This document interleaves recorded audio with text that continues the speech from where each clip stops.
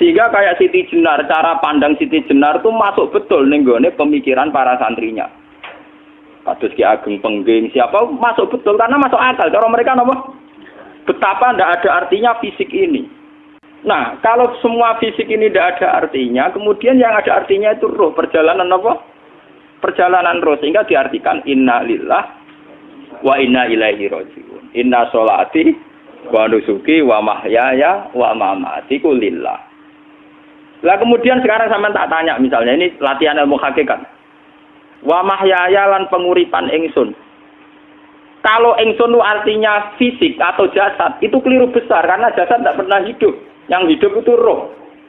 Paham ya? Sekarang artinya wa mamati itu apa? Kematian ingsun. Kalau roh itu tidak pernah mati, berarti kematian roh adalah keterpisahan dengan yang agung atau yang abadi.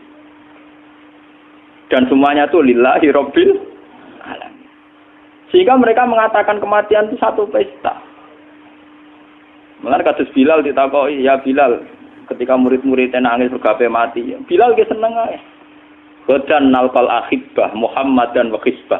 Ya nak mati malah seneng tuh ketemu kekasihku. Sebab itu kematian tidak pernah jadi problem bagi mereka sing soleh, sing menembus ilmu hakikat. Paham? Tapi ilmu hakikat kayak ini itu yang diyakini Siti Jenar, diyakini Jalaluddin Rumi, diyakini para wali-wali wahdatul wujud. Dulu Syekh Husain Sinten Al-Halal.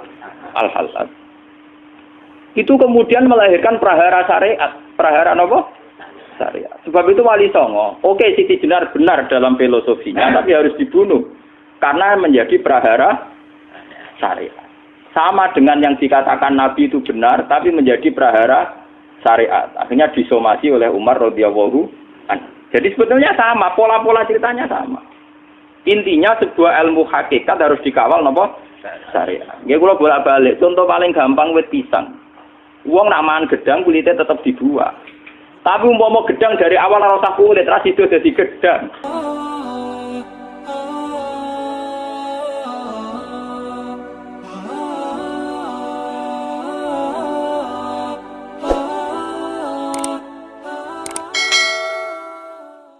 Lalu ketika ini sekarang hikam, wong rata muka safar rasa jadi ulama. Entah sekian detik ulama itu harus pernah muka safar. Biar merasakan ilmu nopo ada. Tapi ilmu hakikat itu bisa dilogikakan sebelum sampai secara musyahadah. Paling enggak bisa sampai secara logika. Manusia itu mulai Nabi Adam sampai sekarang itu kan punya roh. Dan roh itu tidak makhluk. Ya, roh itu tidak makhluk. Ketika roh itu diletakkan di jasad, dia itu tersiksa. Karena ketika dia ke jasad fisik, namanya mengalami keterpisahan dengan yang abadi. Dia ini ning jasad fisik, tersiksa. Karena dia harus di alam yang kasat mata, alam mulki. Tersiksa.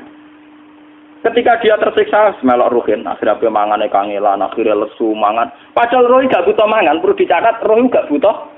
Ya ora butuh gunung kidul barang, kan roh ora butuh rabi. Paham kan? Ya ora butuh putus cinta, ora butuh pegatan, ora butuh macam-macam. Paham? Tapi karena dia nemplek jasad sing buta mangan, buta rabi, buta wedoan macam-macam. Akhirnya roh tersiksa.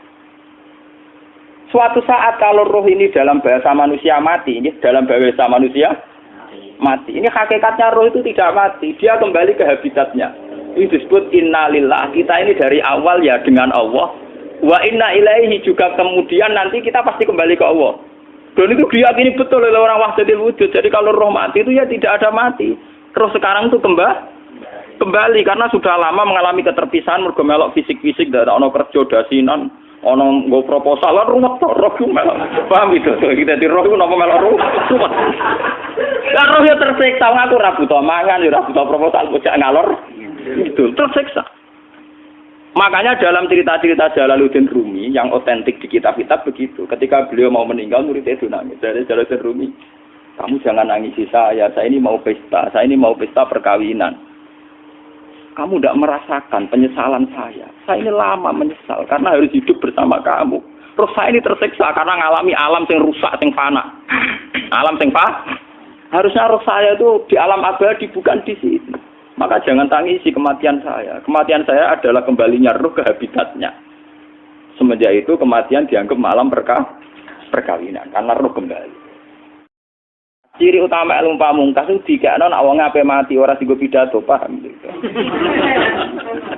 Ben sampean ngerti ini asli riwayat lho. Akhirnya Mu'ad mau kapundhut itu diceritakno hadis iku. Taat tuman mergo wedi dosa kitmanul. Sehingga mulai angkatan sahabat tabi'in ini kira nyeritakno hadis iki ngenteni meh mati, paham ya? Ora go modal bidah. Saiki mboten enten etika ngoten mboten. Sing pidato ya mergo ora paham. Aku yakin sing pidato ora tau maca hadis iki lengkap. Wong dene dhewe ya ngutip. Sing rungokno ya tambah ora paham. Wes ora paham seneng mergo mlebu swargamu murah cocok kakek paham ya. Jadi ku asal usule. Tapi teks asli tentang jaminan mangkola la ilaha illallah dakhalal jannah itu ngalami kayak begini. Ngalami dialog ilmiah, ngalami pertimbangan sebab akibat. Dan akan bahaya kalau manusia meyakini la ilaha illallah kemudian langsung dakhalal jannah. Makanya Nabi disomati Umar, faqallihim ya'malun. Jangan begitu ya Rasulullah. Manusia biar saja. Enggak usah ngendikani begitu, mari enak-enakan. Enggak usah ngamal mergo mentang-mentang wis sekolah la ilaha illallah. Ya itu dari segi riwayat. Akhirnya dari Nabi sampai tabi'in sampai kita, riwayat itu sampai kita itu nunggu inda wautihi, yaitu kalau sudah mau mati baru diriwayatkan ke muridnya, ke anaknya. Begitu terus. Sampai zaman edan ini juga modal bidah. Mulane kadang iki bener riwayat zaman akhiru kasirun kutoba qalilun ulama.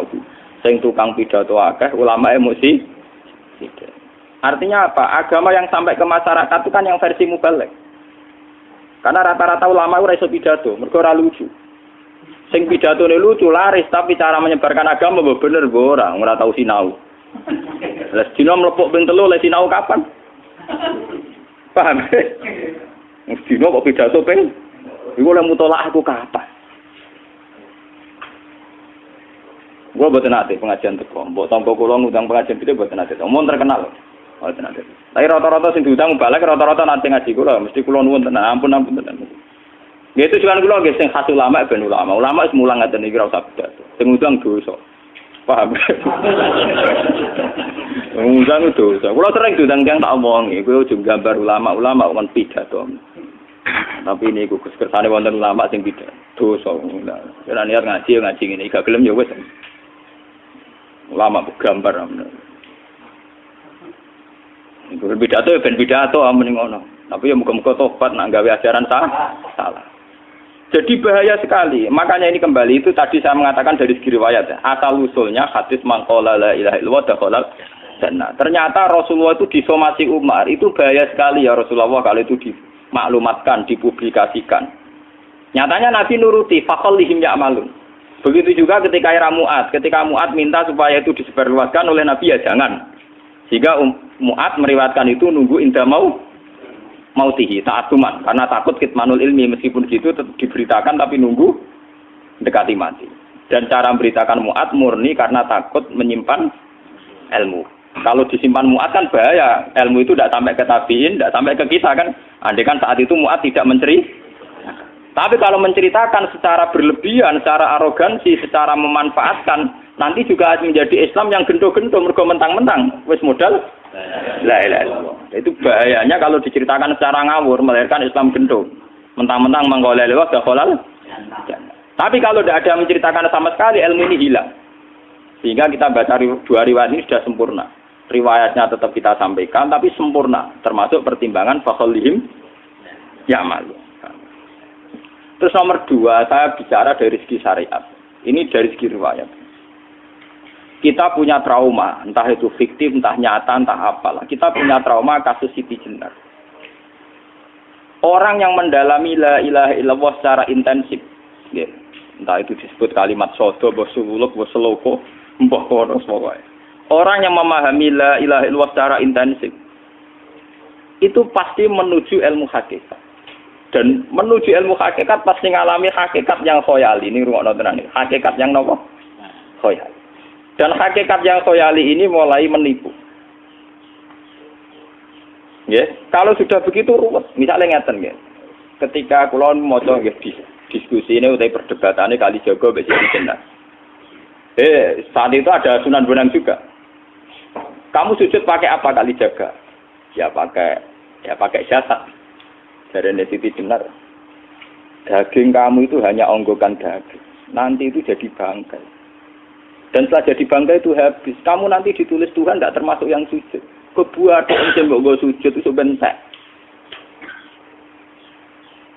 Mikir kan juga. Rugi ke sujud be bathuk be tangan. Jasatem sampean iku entek. Ora ana sing crita kowe nak sujud mergo jasad itu mau sampean dadi bang. Lah nek ngono sujud ning hakikat ora usah bathuk, ora usah tangan, ora usah sikil, yo rohem iku lho kon sujud be pangeran. Nak sujud be fisik ku rugi wong fisik sampean. Mikir kali itu. Mungkin bolak-balik kali Joko mantan wali preman terus jadi debat pusing. Siti Jenar tahu belajar tak tahu menang Irak. Yang jelas yang mulang gak satem orang menangis. Wah, uang ini menjadi perdebatan. Sehingga keyakinannya kayak Siti Jenar, la ilaha illallah itu ya wahdatul wujud itu, innalillahi wa inna ilaihi. Selama ini kalau orang syariat misalnya, orang syariat itu kalau ada orang mati, misalnya Kak Ruhin mati, ini aku kan muni innalillahi wa inna ilaihi raji'un, saiki Ruhin wis mati. Mati itu balik ning penge. Itu cara wong hakikat kan salah besar. Orang mati itu tidak ada. Cara ilmu hakikat dan orang mati itu tidak ada. Roh ini tersiksa di alam fisik. Jadi ruh ini tersiksa di alam fisik. Karena ketemu ning jasate ruh. Tersiksa itu. Akhirnya apa mangane kudu kerja piring Jepang tersiksa roh. Asal roti mau tersiksa. Misalnya kiai pemangan adalah kudu pidato 2 jam bareng tersiksa. Roh kenapa? Tersiksa. Mergo roh ora buta mangan, ora buta ngombe, tapi gara-gara melok fisik. Paham ya? Lho itu nanti kenapa rai bener. Lah kula boten.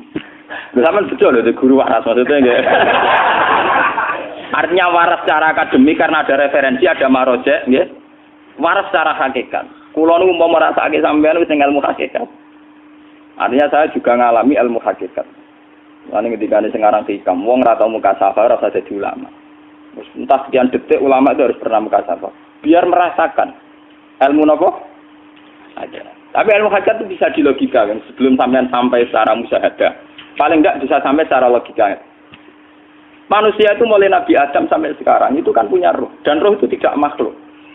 Ya, roh itu tidak makhluk. Ketika roh itu diletakkan di jasad, dia itu tersiksa. Karena ketika dia ke jasad fisik, itu namanya mengalami keterpisahan dengan yang abadi. Dia ini jasad fisik, tersiksa. Karena dia harus di alam yang kasat mata, alam mulki. Tersiksa. Ketika dia tersiksa, semelok ruhin, akhirnya dia mangannya kangelan, akhirnya lesu, mangan. Padahal roh gak butuh mangan, perlu dicatat, roh gak butuh. Ya ora butuh gunung kidul barang kan ora butuh rabi. Paham kan? Ya ora butuh putus cinta, ora butuh pegatan, ora butuh macam-macam. Paham? Tapi karena dia nemplek jasad sing butuh mangan, butuh rabi, butuh wedoan macam-macam. Akhirnya roh tersiksa. Suatu saat kalau roh ini dalam bahasa manusia mati, ini dalam bahasa manusia mati. Ini hakikatnya roh itu tidak mati, dia kembali ke habitatnya. Ini disebut innalillah. Kita ini dari awal ya dengan Allah. Wa inna ilaihi juga kemudian nanti kita pasti kembali ke Allah. Dan itu diyakini betul oleh orang wahdatul wujud. Jadi kalau roh mati itu ya tidak ada mati. Roh sekarang itu kembali karena sudah lama mengalami keterpisahan mergo melok fisik-fisik dak ono kerja dasinan, ono nggo proposal ruwet roh ku melok. Paham itu? Kita di roh ku napa melok roh? Lah roh ya tersiksa aku ora butuh mangan, ora butuh proposal kok ngalor. Itu tersiksa. Makanya dalam cerita-cerita Jalaluddin Rumi yang otentik di kitab-kitab begitu. Ketika beliau mau meninggal, muridnya itu nangis. Dari Jalaluddin Rumi, kamu jangan nangisi saya ini mau pesta, perkawinan. Kamu tidak merasakan penyesalan saya. Saya ini lama menyesal karena harus hidup bersama kamu. Terus saya ini tersiksa karena ngalami alam yang rusak, yang fana. Alam yang fana. Harusnya roh saya itu di alam abadi, bukan di sini. Maka jangan tangisi kematian saya. Kematian saya adalah kembalinya roh ke habitatnya. Semenjak itu kematian dianggap malam perkawinan. Karena roh kembali. Walhasil nguniku cara ilmu tasawuf bahasa Arab jenenge wahdatul wujud. Kena Jawa, Yogyakarta, Solo, Keadaan jenenge manunggaling kawula. Mergo sing rawan ngono rugen. Pak iki tak terangno detail.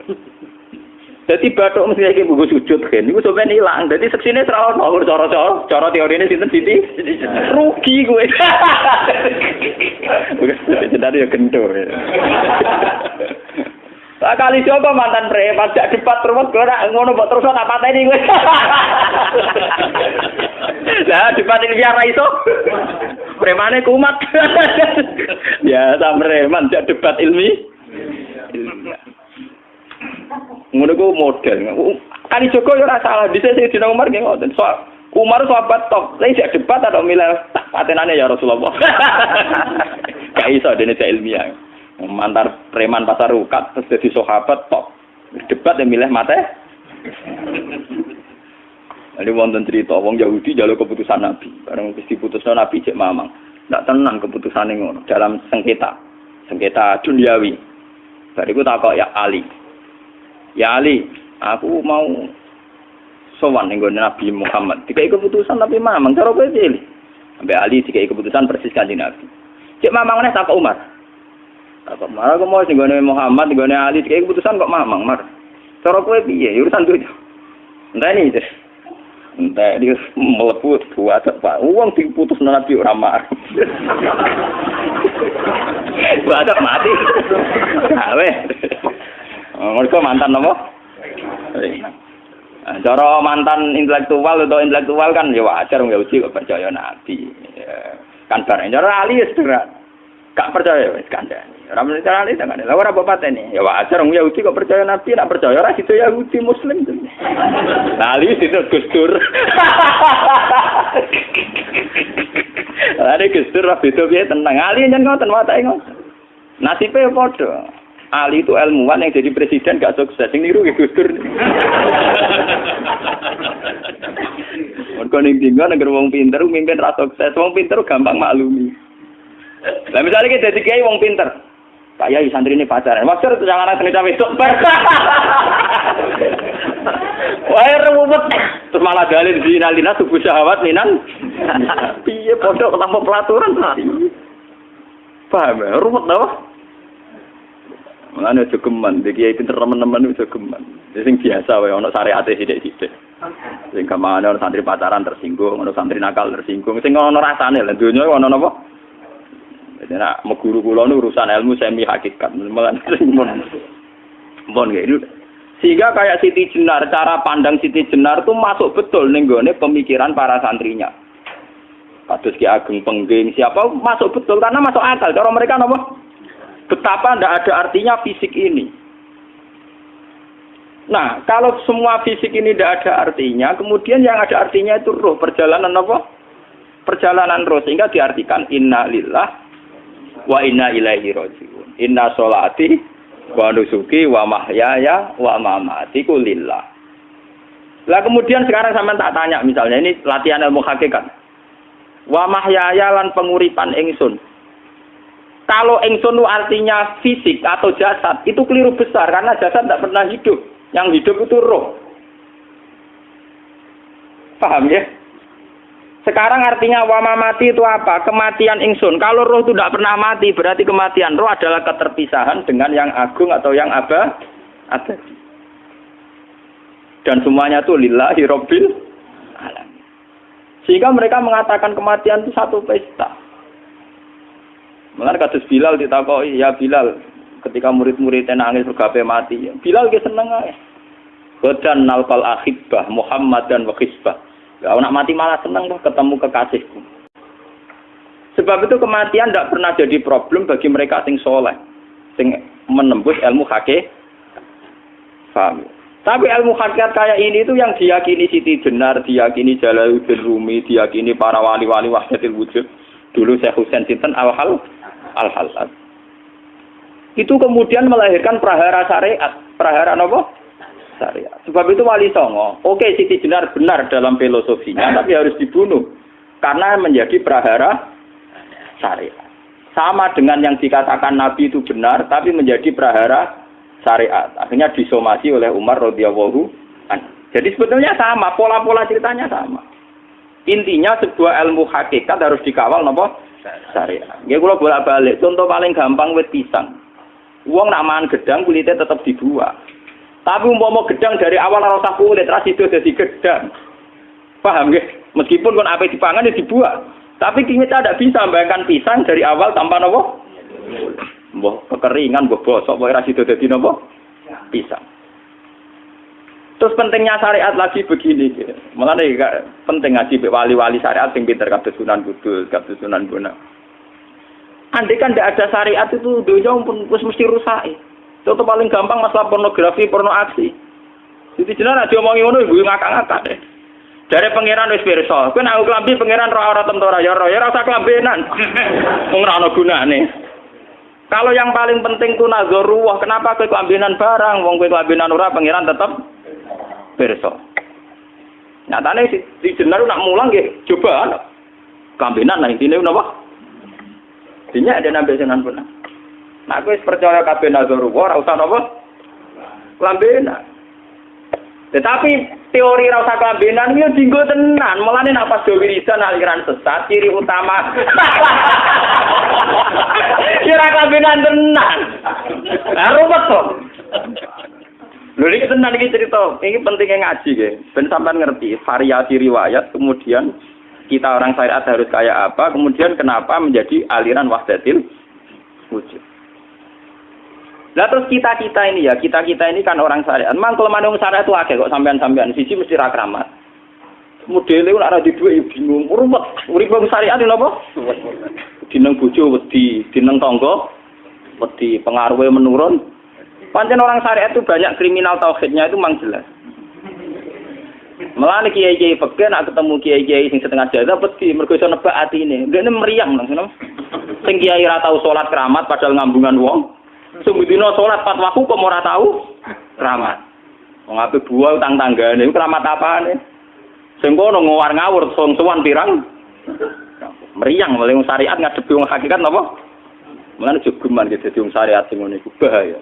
Nah kula mboten ngarah. Sampai dadi wong syariat sing ra keramat. Bahaya sekali itu bagi perjalanan agama. Kalau sering ketemu kiai-kiai sing terkenal keramat di Juwaduk tiang-tiang hakikat. Ditantang kanca-kanca kula wani, nak tantang aku tetep ra wani kok. Mikir deh. Karena orang yang sama-sama ke jalur hakikat tetap punya alamat, tetap wonten simahum biwujuhi min asaris sujud. Cara pandangnya mesti sama. Kalau nanti ketemu murid, ya artinya yang ikut aliran Siti Jenar, dia ada sholat, ada apa, hidup di satu tempat gitu. Padahal dia bisa baca ihya. Dulu pernah mondok di Mekah, pernah di Irak. Itu ya meresahkan para kiai. Kemudian sebagian mereka minta saya suruh ketemu. Ya walhasil kalau ketemu. Ketemu pertama gitu. Jenengan Gus Ba, tapi zaman roh jenengku teu pernah tak arani muka sapa. Nggih biasa mawon. Kula ora usah kenal jenengan nggih kenal. Dadi kula nggih biasa mawon. Lah niku pernah ngajari ajaran. Lah Gus ning donya tak enteni mau turu-turu ngenteni mati ngono Gus kok repot. Jawaban kula terus enak. Sampai jare wong hakikat wong ngenteni mati barang. Ya mati yo saiki iku. Rasa ngenteni saiki padha-padha wis napa? Wis mati. Ya saiki wis padha-padha wis urip. Wis padha kabeh. Nah cara ilmu hakikat itu kan terus sama semua. Napa? Sama semua. Tadi makanya itu tadi. Kalau baleni malih logika hakikat itu begitu ya. Roh itu ditiupkan oleh Tuhan ke kita. Kemudian roh karena ikut alam fisik, alam jasad, roh ngalami yang kita alami. Nggih. Ketika roh ngalami yang kita alami, dia tersiksa. Nah, ketika roh sudah terpisah dari jasad yang mengekang, yang memenjara ini, dia senang terus kembali ke Tuhan. Ini disebut inna lillahi wa inna ilaihi.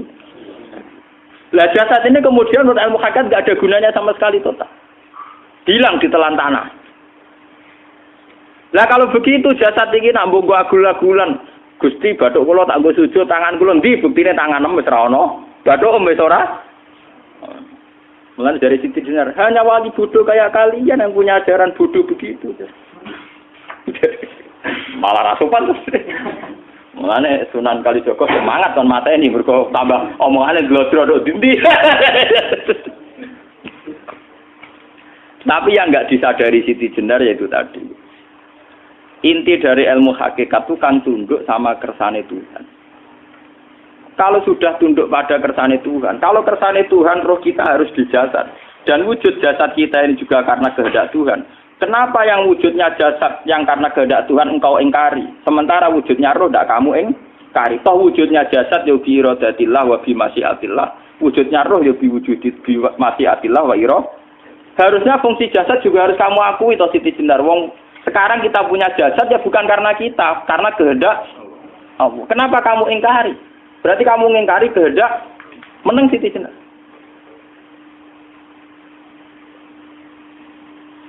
Makanya hakikat yang pertama saya itu pasti khayal. Lah Siti Jenar itu hakikatnya baru yang sampai khayal itu. Jika dia tersesat. Sebetulnya kalau sudah hakikat beneran itu tidak perlu khayal begitu. Artinya tidak perlu khayal jasad kita sing senajan ora ana gunane ini. Tetap ya wae wujudnya karena kehendak Allah. Juga kita harus terima.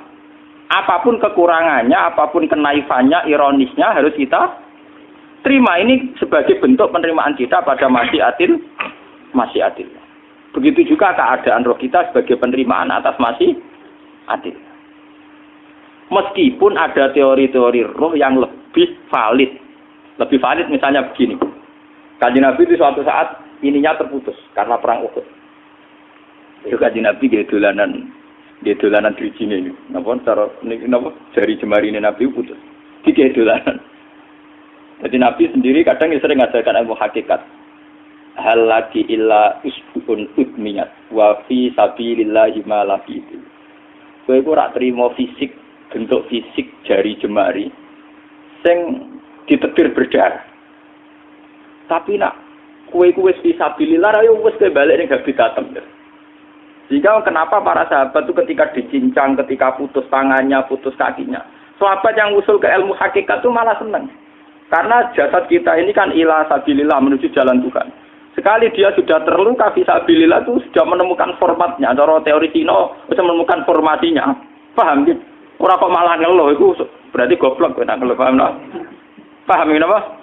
Jadi makanya Nabi ngertikan ya itu sudah ketemu formatnya. Ketika rohnya para syuhada nanti kembali ke Tuhan ya ketemu formatnya lagi.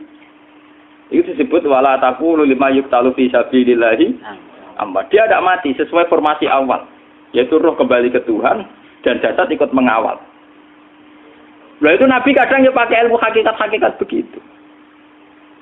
Mulane kula bolak-balik matur, kula niku nggih mulai umur 20 tahun napa pinten. Kula nu asline nggih gadah penyakit dan ekstrim penyakit saya.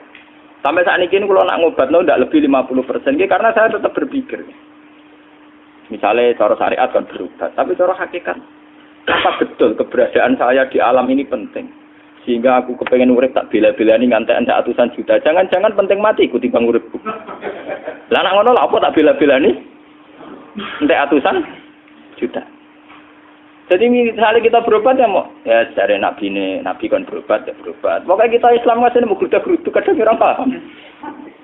Sekali kamu mengamati dengan sisi hakikat. Lalu coba sekarang sampean pikir, coba sekarang nggak pakai logika hakikat, pakai logika syariat saja. Saya ini misalnya asetnya 10 juta, misalnya, saya punya aset 10 juta. Tapi misalnya aku rugi nawar atau dipengaruhi di masa depan soalnya. Kalau kulo kan soalnya cara teori di masa misalnya kulo rugi, artinya kere di duit 10 juta aset. Tujuan saya sembuh kan supaya aku iso sembuh sehat, engkau iso kerja untuk anak. Tapi karena saya sakit nanti operasi tidak 10 juta. Operasi ndak 10 juta. Wong aku repair mesti iso marisi anak. Apa meneh nek dhuwit 10 juta tak ada nggo berobatku, malah jelas ra iso marisi. Lah nek ngono penting matiku ya dibanding 10 juta. Karwan iso diwaris langsung. Sementara nek aku mari dibiayai 10 juta rong mesti mari 10 juta mesti entek.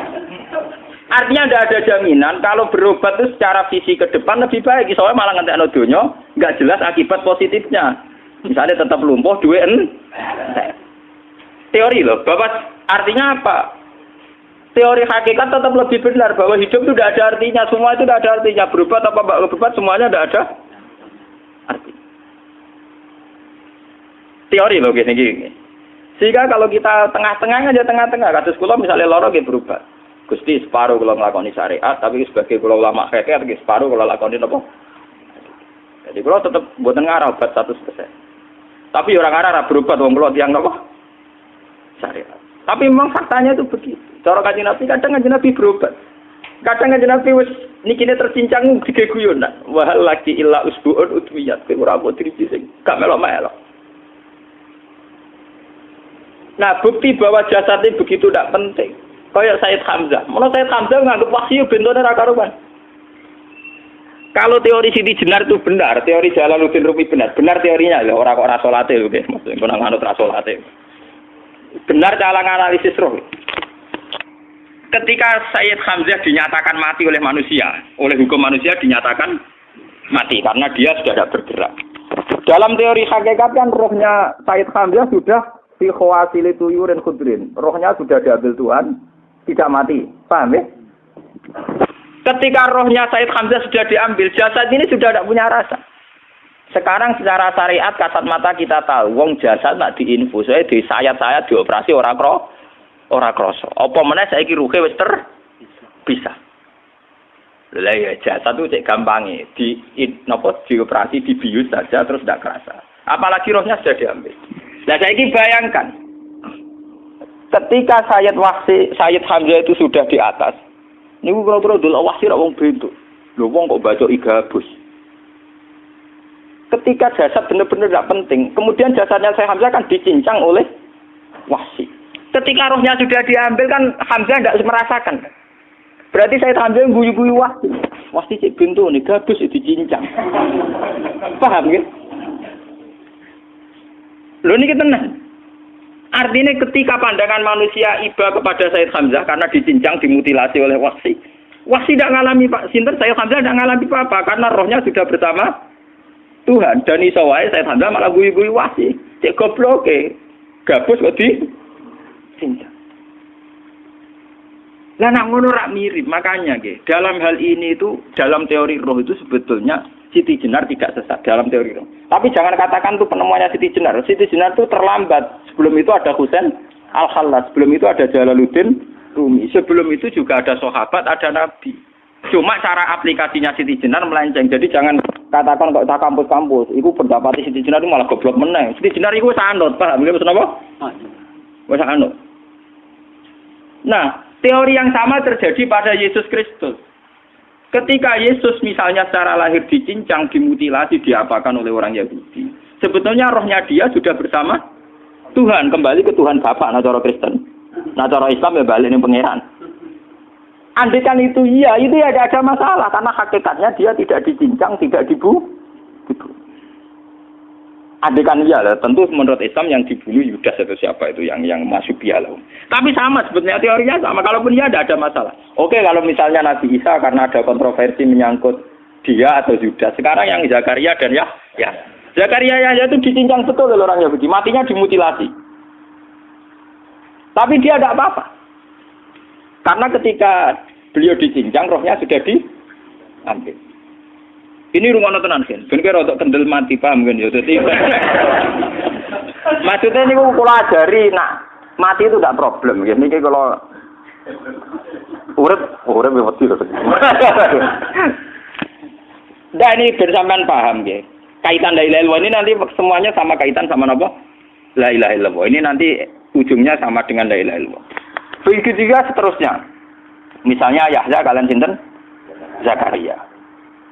Ketika Tuhan ditanya, jadi tenggene alam malakut pangeran ditakok, ya Allah, Yahya dan Zakaria itu kan hamba pilihan engkau. Ketika dicincang kok jenengan biarkan. Endi Yahya Zakaria dicincang? Aku iku ora goblok jare pangeran. Sedurunge dekne dicincang jasade ruhe tak jupuk. Dadi dekne ora krasa blas. Begitu juga yang tafsir-tafsir sampean lihat wa Maryama. Sayyidah Maryam yang istrinya Fir'aun. Itu kan dia iman sama Nabi Musa Asiyah. Asiyah imro'ati apa? Fir'aun. Asiyah imro'ati Fir'aun. Ya. Itu kan dihukum oleh Fir'aun. Ketika mau ditumpahi batu besar. Itu Allah ketika di pangeran. Ya malaikal mauti. Cepat ambil rohnya. Sebelum dihunjami batu besar. Terus rohnya diambil. Sebab itu dalam hukum Tuhan itu tidak merasa bahwa Tuhan membiarkan Asiyah, membiarkan Hamzah, membiarkan Yahya, membiarkan Zakaria. Dalam hukum Tuhan semua orang ini roh-roh terhormat. Akhirnya nak anggo teori iki sing nyincang malah goblok wong gabus kok mbok cincang ngono lho. Nah anggo teori iki malah berbalik, sing goblok sing nyincang. Paham? Yo ora kok sesuai sampean kiaskan saja. Wong dibius wae disayat-sayat gak krasa. Kaya apa nak ruhe bener-bener wis tercabut, terpisah. Rasane ning ndi? Iku sing disebut wala taqulu lima yuqtalu fi sabilillah napa?